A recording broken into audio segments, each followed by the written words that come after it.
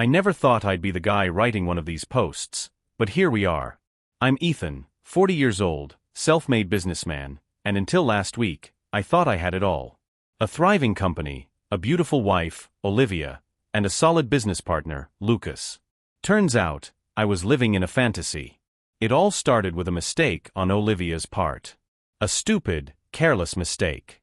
She left her phone on the kitchen counter. Normally, I wouldn't think twice about it, but that morning, as I was getting my coffee, her screen lit up with a text. Lucas, he's so blind. We'll have everything soon. Love you. I didn't react at first. Just stared at the screen, my brain trying to catch up. Love you? My business partner? I picked up the phone. No passcode. That was the last mercy Olivia would ever show me. The messages were all there. Months of them. Plans. Late-night meetings at hotels. My name over and over again, as the fool they were laughing about. But it wasn't just the affair. That part, I could almost stomach. They were after my company.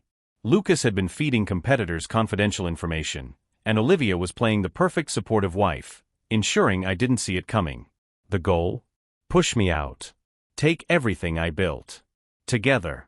I stood there for what felt like hours, scrolling through the evidence of my own stupidity. My hands weren't shaking. My heart wasn't racing. I thought I'd feel rage, but all I felt was something colder. A kind of clarity.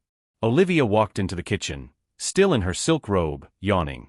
You're up early, she mumbled, rubbing her eyes. Then she saw her phone in my hand.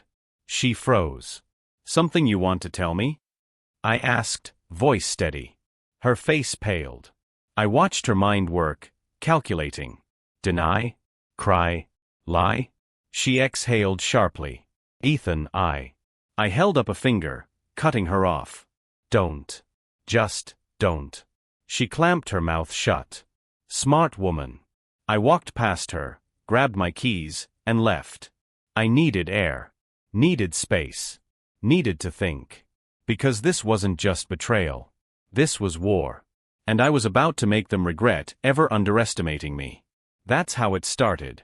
That's how my world ended. But if Olivia and Lucas thought I was just going to roll over and let them take everything, they had no idea who they were dealing with. This wasn't over. Not even close. I drove without thinking, just letting the city blur past as my mind raced. Olivia and Lucas. The two people I had trusted most. Together. Not just in secret meetings at hotels, but in full-blown conspiracy against me. Every detail started clicking into place. The late nights, the sudden business trips, the way Olivia had been unusually attentive lately, like she was overcompensating. And Lucas, always so eager to help with company decisions, always pushing for changes that, now I realized, would have slowly cut me out of my own empire. I gripped the steering wheel tighter, my knuckles white. I had built everything from the ground up. The company was mine. The success, the deals, the network, I had sacrificed years for it.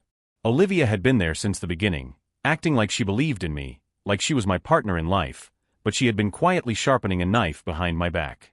And Lucas? I had brought him in, mentored him, given him more than he ever deserved. I had sat across from him in meetings, shaking hands, drinking whiskey, talking about future plans, while all along, he had been waiting for the perfect moment to take it all. I pulled into an empty parking lot and just sat there, gripping my phone, rereading the texts, forcing myself to absorb the full weight of it. They thought I wouldn't notice. They thought I was too blind, too trusting. Maybe I had been. But that was over now. The initial shock was gone, replaced with something colder, something more dangerous. This wasn't just betrayal. This was war. And if Olivia and Lucas thought they could outplay me, they had no idea what was coming.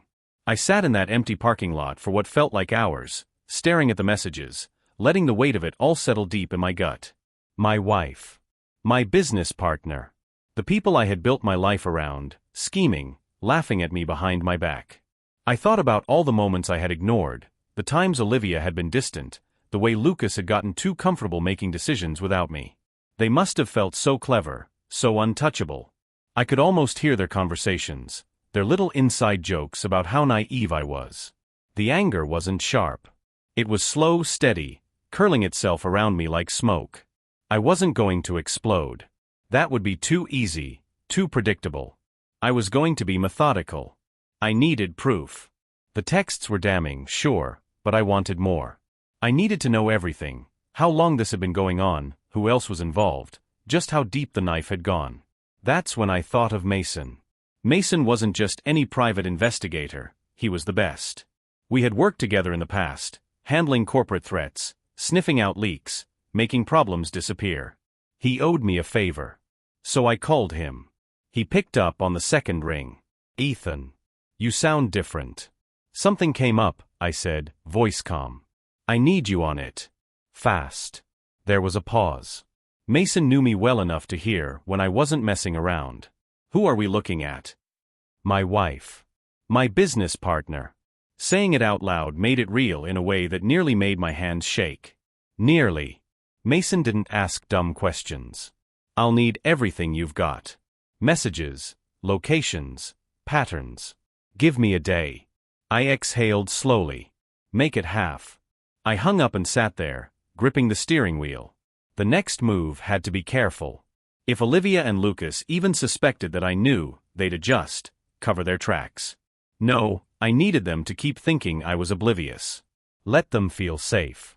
Let them think they had already won. I pulled myself together, straightened my jacket, and drove home. When I walked through the door, Olivia was in the kitchen, pouring a glass of wine, looking as effortless and beautiful as ever, like nothing had changed. When she saw me, she smiled. "Hey, you okay? You left in a hurry this morning." I smiled back. A perfect, practiced smile. "Yeah. Just work stuff." She tilted her head, studying me, probably wondering if I had picked up on something. "You sure?" I walked up to her, kissed her cheek, lingering just long enough to feel her relax against me. Positive. Because the game had just begun. And she had no idea she was already losing. That night, I lay next to Olivia, staring at the ceiling while she slept beside me, wrapped in sheets like she hadn't just shattered our marriage. Her breathing was slow, steady. Peaceful. It made my stomach turn. How many times had she laid next to me like this after being with him? After whispering to Lucas in the dark, plotting against me, making a fool out of me. The rage sat low in my chest, burning slow, but I kept it contained. Losing control wasn't an option. Not yet. Mason texted me early the next morning. "Got some things. Meet me in an hour." I slipped out of bed quietly, grabbed my keys, and left. Olivia barely stirred. Mason's office was discreet, just like the man himself. No flashy signs, no unnecessary details. Just a simple office space in a building downtown, tucked between a law firm and an accounting agency.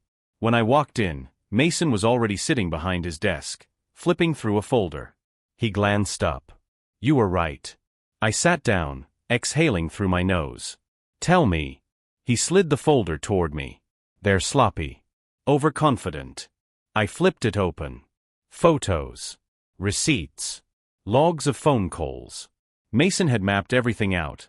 The hotels, the secret meetings, even times Olivia had sent money to Lucas through a personal account. It was all there, laid out in brutal, undeniable detail. But the worst part? They weren't just sleeping together. They were systematically bleeding my company dry. Lucas had been slipping information to competitors for months, setting up deals in his name while Olivia played the doting wife, keeping me distracted. They weren't just betraying me emotionally. They were planning to take everything.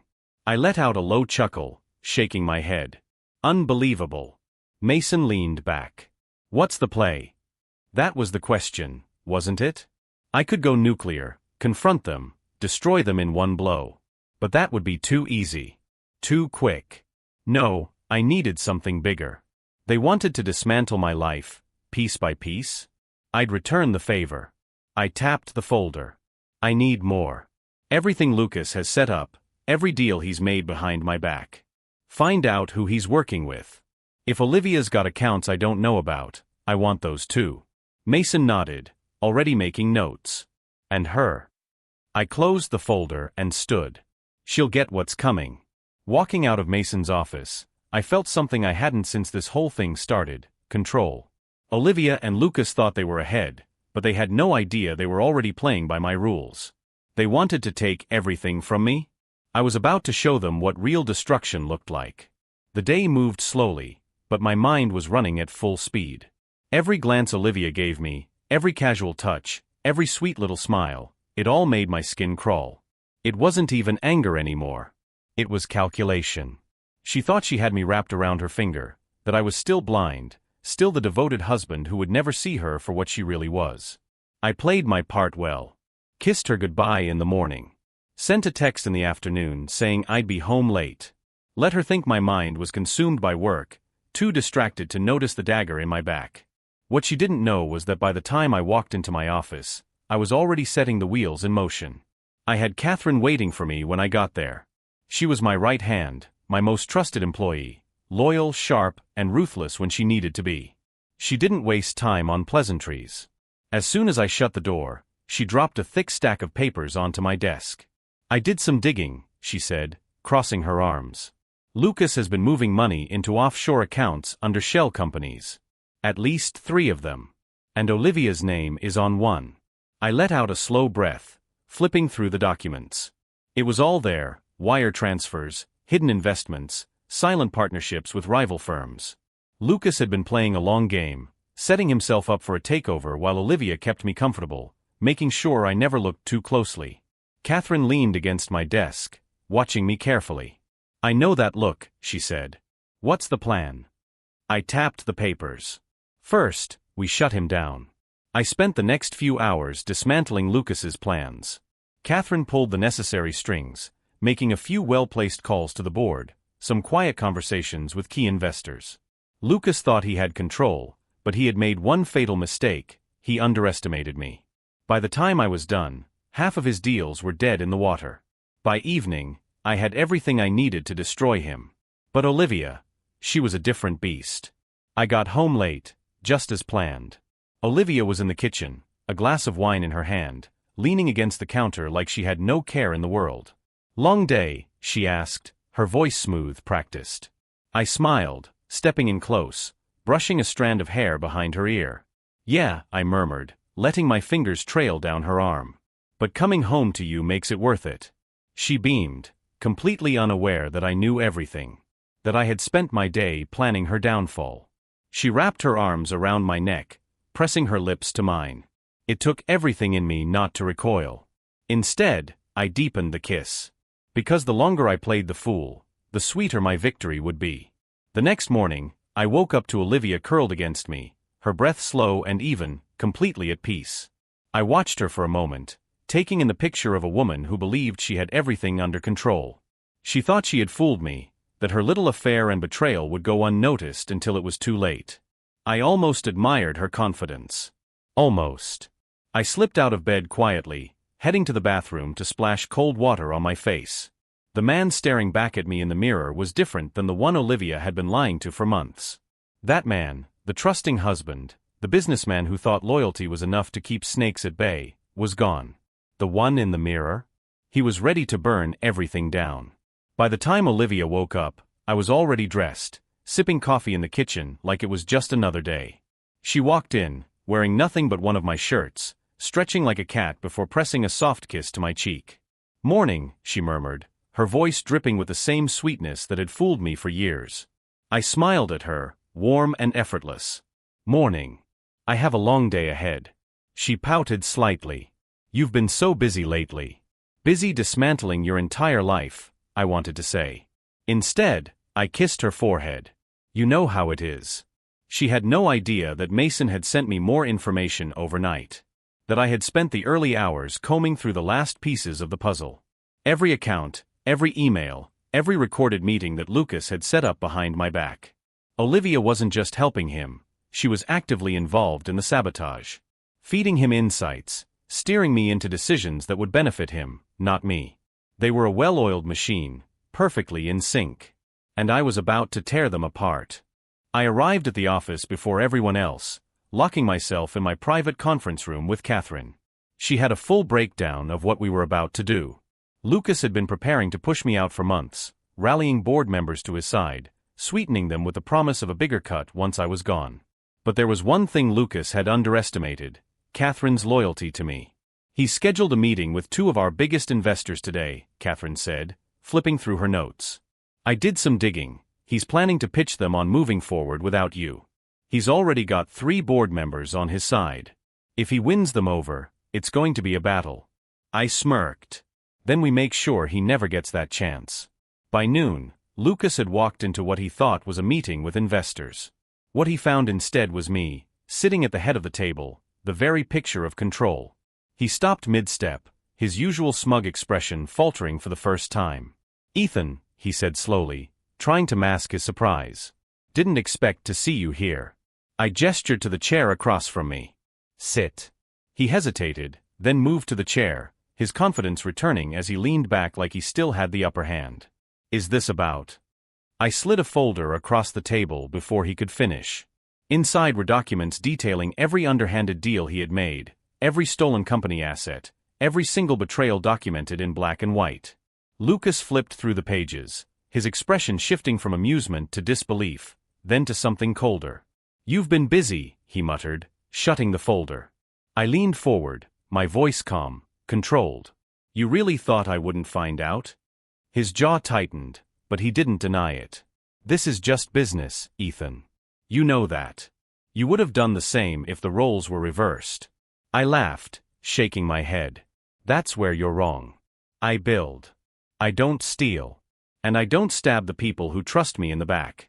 He exhaled sharply, rubbing his temple. "All right. What do you want?" I tapped the folder. "Resignation. Today.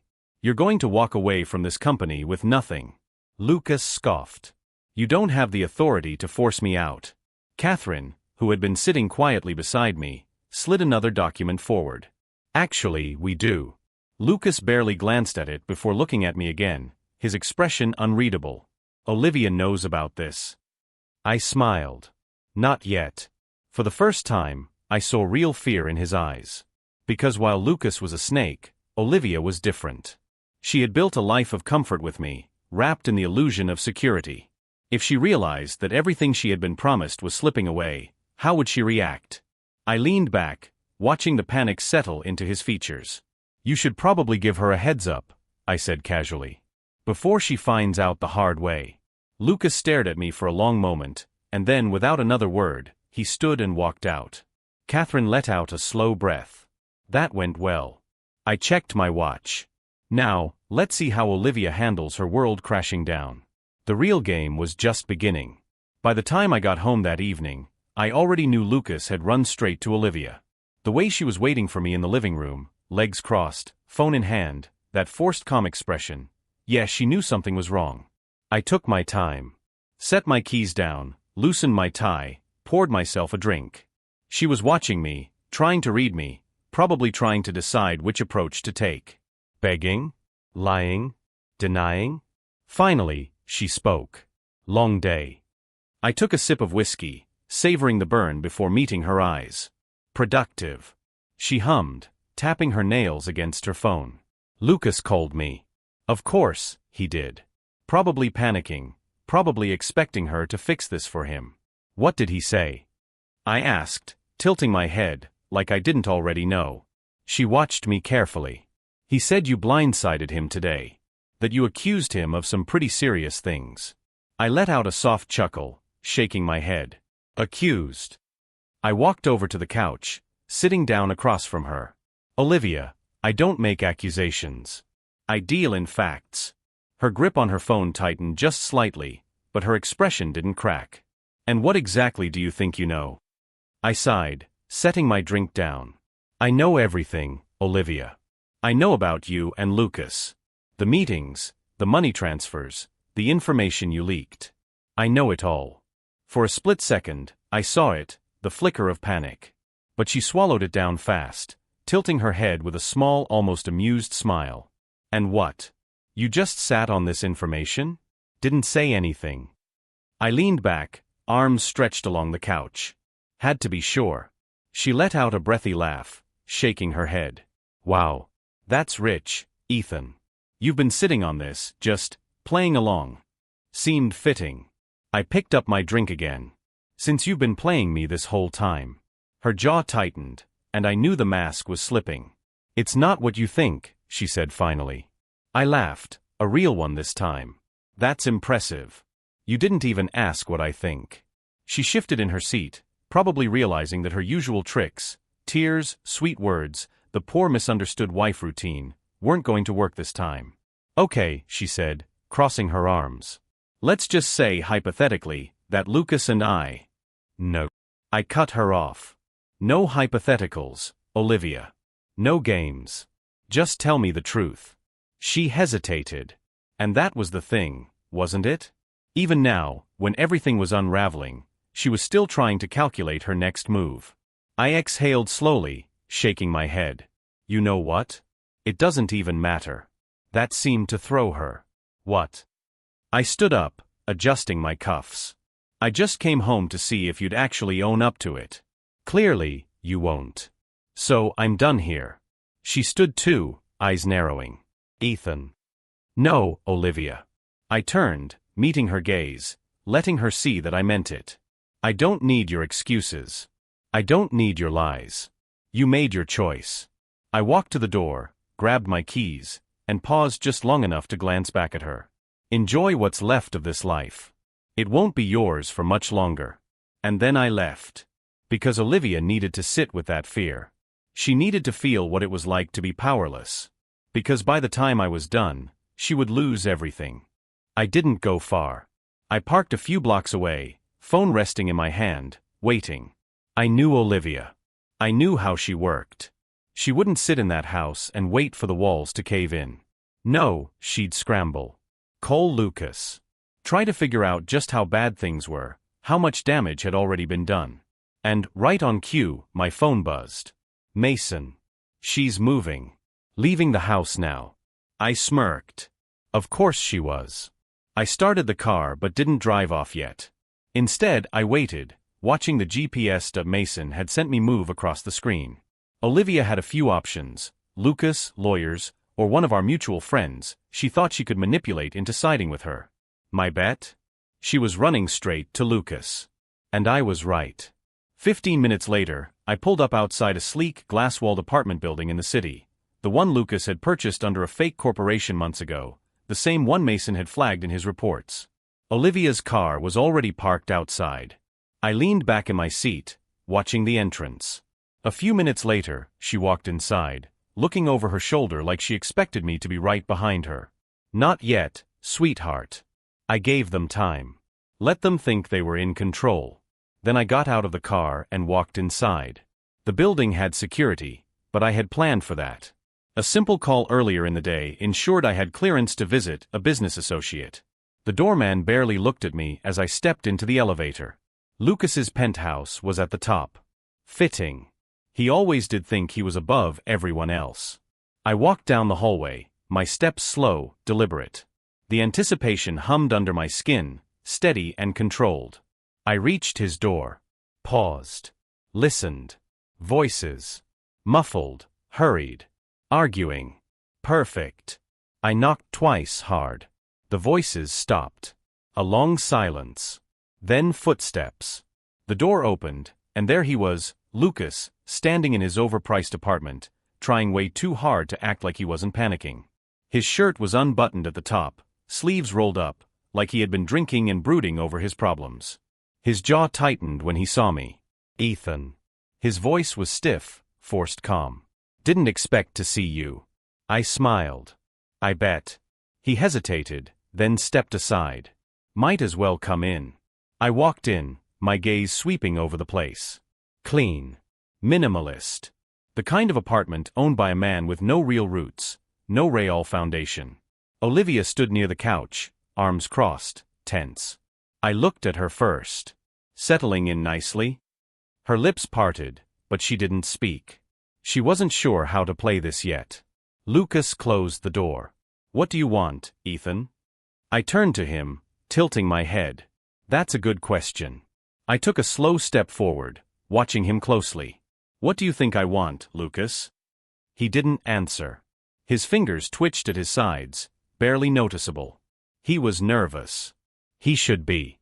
I exhaled, shaking my head. You really thought you'd get away with it? Lucas scoffed, crossing his arms. Business is business, Ethan. You know that. Sometimes you have to make tough choices. I chuckled, nodding. You're right. Tough choices. I met his gaze. Like choosing between salvaging what's left of your pathetic reputation or letting me ruin you completely. That got him. A flicker of uncertainty. He covered it quickly, but I saw it. Olivia finally spoke. Ethan, let's just talk about this like adults. I turned my gaze to her, letting the silence stretch. Adults. I repeated slowly. That's funny, coming from you. Her jaw clenched. You're angry. I get that. But what's done is done. We can. I stepped closer, and she shut up. Don't, I said quietly. Don't act like you're the reasonable one here. You made your choice, Olivia. Lucas shifted beside her, clearing his throat. So what now? I smirked. Now? Now you sit tight and wait for the rest of it to hit you. I turned, walking toward the door. I could feel the tension behind me, the unspoken panic. They didn't know what was coming. Not really. I paused at the door, glancing over my shoulder. Enjoy the view while you still can. Then I walked out, leaving them standing in the mess they created. Because this was only the beginning. The night air was cool against my skin as I stepped out of Lucas's building, but I barely noticed. My mind was already 3 steps ahead, watching the dominoes fall before they even hit the ground. Lucas would check his accounts soon, maybe tonight, maybe in the morning, but it wouldn't matter. He'd find nothing. No funds to move, no assets to save. By the time he realized the extent of the damage, the investors would already be turning on him. Without my company backing him, he was just another fraud with a crumbling empire. And Olivia? She'd wake up tomorrow expecting life to go on as usual. Expecting to use my name, my money, my resources to crawl her way out of the mess she'd made. But she'd be in for a rude awakening. I had already filed for divorce, already locked down every financial access she had. The house? It wasn't hers. The cars? Gone. The lifestyle she had built on my back? Finished. I pulled out my phone and texted Mason. Make sure she sees the papers first thing in the morning. I wanted her to feel it. The weight of everything she lost. No warnings. No slow unraveling. Just one clean, brutal cut. My car was waiting at the curb. I slid into the driver's seat, gripping the wheel for a moment, letting the satisfaction settle. They had spent months plotting, scheming, thinking they were in control. But they never saw me coming. And now? Now they were about to learn exactly what it meant to cross me. The next morning, I was already awake before my alarm, sitting in my office at home with a fresh cup of coffee waiting. The world was about to shift, and I wanted to be fully present when it did. Olivia had no idea what was coming, and that made this moment even sweeter. At exactly 7:45 a.m., Mason sent a text. Delivered. I smirked. Olivia would be waking up right about now, stretching in the expensive sheets she thought she'd keep, probably planning her day, completely unaware that the first thing she'd be greeted with was the divorce papers sitting neatly in an envelope by the front door. I took a slow sip of coffee, picturing the moment she opened it. The way her expression would change, the shock setting in as she flipped through the pages, realizing just how thoroughly I had cut her off. The house?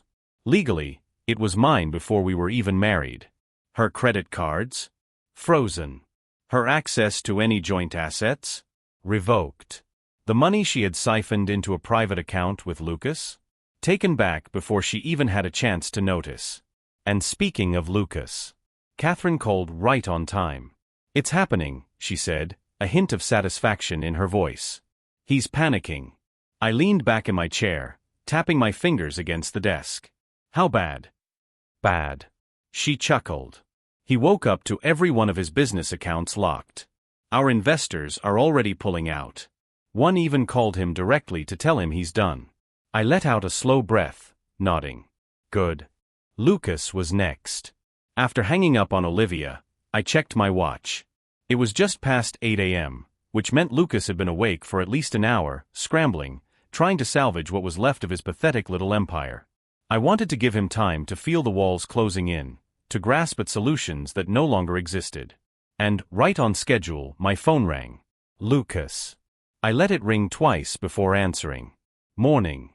What the hell did you do? His voice was tight, controlled, but I could hear it, the slight edge of panic underneath. I smirked. You'll have to be more specific. You froze my accounts, Ethan. My investors are dropping out, my deals are dead in the water. Ah, I cut in. So you noticed. Silence. Then lower now, more venomous. You think this is over? I chuckled, shaking my head. Lucas, I'm just getting started. He let out a sharp breath. You can't shut me out of this company. I still have leverage. You know that. I leaned back in my chair, completely at ease. No, Lucas. You had leverage. Now? You have nothing. More silence. I could picture him now, standing in that overpriced apartment, running a hand through his hair, trying to think of a way out. I'll go public, he threatened. I'll spin this whole thing. Make you look like the villain. I laughed, full and genuine. Oh, please do. Let's see how well that works when every major investor already knows the truth. When every deal you've ever made gets dragged into the spotlight. He cursed under his breath. Ethan, we can fix this. You don't have to do this. Oh, but I do, I said, my voice dropping into something cold. Because you didn't just betray me, Lucas. You tried to take everything I built. And that. I exhaled. That doesn't go unpunished. There was a long pause before he spoke again. This time, he sounded smaller. What do you want? I smiled to myself. There it was. The surrender. I want you out, I said simply. Resign from the company. Leave the city. And don't ever try to claw your way back into my world again. He swallowed audibly. And if I don't? I chuckled. You will. Another long pause. Then barely above a whisper, you really were always one step ahead, weren't you? I let the silence answer for me. Then I hung up. I exhaled slowly, setting my phone down. Olivia was broken. Lucas was finished. But I wasn't done yet. Now, I needed to make sure neither of them ever got back up again. I gave Lucas the rest of the morning to stew in his own misery. He would try to fight it, of course. He'd call every contact he had left, beg, threaten, maybe even consider running to the media to spin some pathetic sob story about how I had betrayed him. But it wouldn't matter. I had already cut off every possible escape route. By noon, he'd know for sure. There was no coming back from this. But Olivia? Olivia wasn't someone who would sit and accept her downfall. No, she was a survivor. She had spent years mastering the art of manipulation, always knowing exactly which strings to pull to get what she wanted. If Lucas was panicking, she was plotting. And I needed to make sure she never had a chance to strike back. Just as I was finishing a meeting at the office, Catherine walked in without knocking, something she only did when it was important. She lawyered up, she said, dropping a folder onto my desk. Olivia met with one of the top divorce attorneys in the city this morning. I leaned back, exhaling through my nose. Of course she did. She's going to try to fight the prenup, Catherine continued, sitting across from me. She's claiming financial manipulation, hidden assets, emotional distress. The usual play when someone realizes they're getting nothing. I smirked, shaking my head. She can try. Our prenup was airtight. Olivia had signed it willingly before we got married, back when she still believed being with me would give her more than she could ever want. It stated in no uncertain terms that if infidelity was discovered, she would walk away with exactly zero. No alimony. No property. Nothing but whatever personal savings she had managed to squirrel away. And thanks to Mason, I knew she didn't have much. She's also trying to claim that the accounts you froze were partially hers, Catherine added, flipping through the papers. But since they were all under your name and your company's umbrella, legally, she's got no case. She's desperate, I muttered, rubbing my jaw. Catherine nodded. Which makes her dangerous. She wasn't wrong. Olivia wasn't just fighting for money, she was fighting for power. She had spent so long living in comfort, surrounded by status and wealth, that the thought of losing it all would drive her to make reckless decisions. She wasn't going to back down without a fight. But I was more than ready for one. I tapped my fingers against the desk, thinking. I want Mason to keep a closer eye on her. If she reaches out to anyone, especially Lucas, I want to know about it immediately. Catherine smirked. Already handled. And speaking of Lucas, she slid another paper across the desk. He's drafting his resignation letter. I let out a slow breath, taking the paper. Lucas was done. By the end of the day, He'd be officially out of the company, his name erased from everything we had built. He'd have nothing left but a ruined reputation and a long road of failures ahead of him. But Olivia? She was still trying to fight. And that meant I wasn't done yet. That evening, I drove home earlier than usual. I knew Olivia would be there waiting, likely fuming after her failed meeting with the lawyer. And I was right. She was sitting in the living room, wine glass in hand, one leg crossed over the other. She had dressed up, not in an elegant way, but in a calculated way. Tight dress, hair perfectly styled, the kind of look she used to wear when she wanted something from me. She was still playing the game. "Busy day?" she asked smoothly, swirling the wine in her glass. I set my keys down and shrugged. "Productive." She exhaled sharply, setting the glass down on the table. "I met with a lawyer today." I feigned mild surprise. "Oh? And?" Her eyes narrowed. "You really think you can just cut me out like this?" I sighed, loosening my tie. "Olivia, you signed the prenup. You knew the rules." She scoffed, standing up, walking toward me. "I was your wife, Ethan. I stood by you for years. You think you can just throw me away like garbage?" I met her gaze, unflinching. "I didn't throw you away, Olivia. You did that the second you betrayed me." Her jaw tightened, her eyes flashing with something almost like regret, but I knew better. "Ethan, we can fix this," she said, her voice softer now. "I made a mistake, but we don't have to end like this." I let out a cold laugh. "A mistake? That's what you're calling it." She stepped closer, reaching out to touch my arm. "We were good together. You know that. We could be again." I grabbed her wrist, gently but firmly, removing her hand from me. "No, Olivia. We were good together." Past tense. Her eyes searched mine, but she could see it. The finality. The end. She inhaled shakily. "You're really doing this?" I nodded once. "I already did." Her facade cracked then. For the first time, I saw real fear in her eyes. She had spent so long thinking she was in control, thinking she could manipulate her way through anything. But now? Now she realized she had lost. Completely. Her lips parted like she wanted to say something, but nothing came out. Finally, she turned away, grabbing her wine glass with shaking fingers, draining it in one gulp.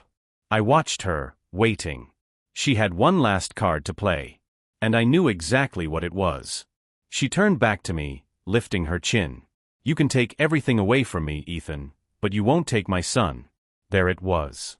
The final battle line. I exhaled slowly, tilting my head. "You really think a court will side with you?" She smirked, even as her voice wavered.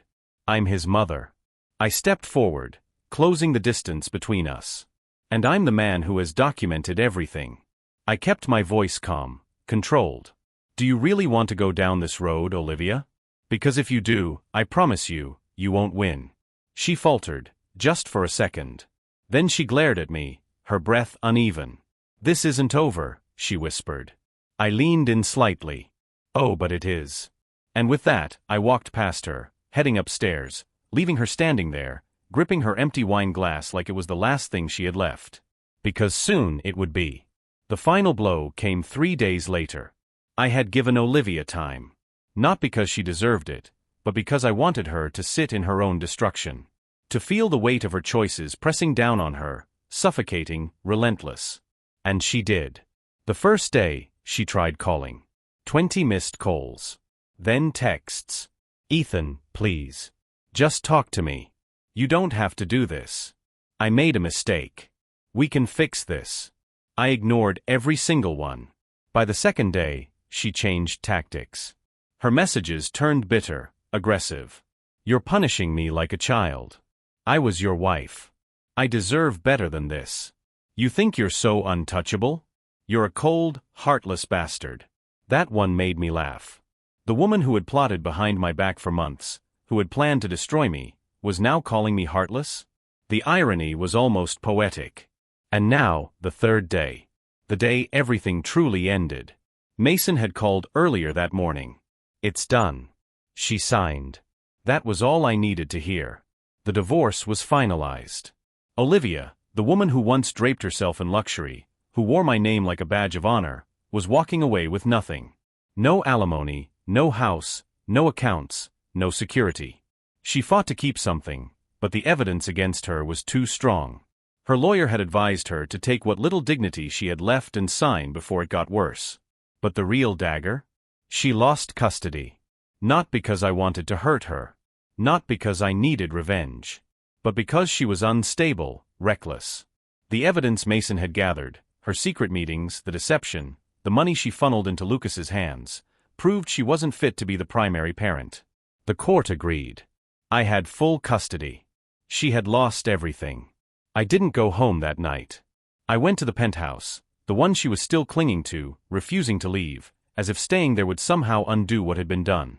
When I walked in, she was sitting on the couch, staring at a half-empty glass of wine. Her eyes were red-rimmed, her hair a mess. She looked like a woman who had lost a war. Because she had. She didn't even look up when she spoke. Are you happy? I stepped further inside, my gaze steady. No. That made her lift her head, her lips parting slightly. She had expected gloating. Expected me to throw her downfall in her face. But there was no satisfaction in this. Only truth. I didn't want this, Olivia, I said simply. But you made this happen. She swallowed hard, her fingers tightening around the glass. I never wanted to hurt you. I laughed, low and bitter. Don't lie to me. Not now. She exhaled shakily, looking down. I don't know who I am without you, Ethan. And there it was. The core of it all. Olivia had never been strong on her own. She had thrived on power, on the status I gave her, on the comfort of knowing she was untouchable as long as she had me by her side. Without me, she was just nothing. You'll figure it out, I said, my voice devoid of sympathy. She looked up at me, searching for something in my face, maybe kindness, maybe regret. But there was nothing left for her there. I reached into my pocket, pulled out the envelope, and placed it on the table. This is the last time I'll ever see you. Your things will be packed and sent wherever you decide to go. The house, the cars, the accounts, they're gone. Her breathing hitched. Ethan. I cut her off. This is over, Olivia. I met her eyes, holding them for a long final moment. You need to accept that. She didn't reply. She just sat there, gripping that empty wine glass, her entire world collapsing around her. I turned, walked to the door, and didn't look back. When I stepped outside, the cold air hit me, crisp and clean. And for the first time in months, I felt something I hadn't in a long time.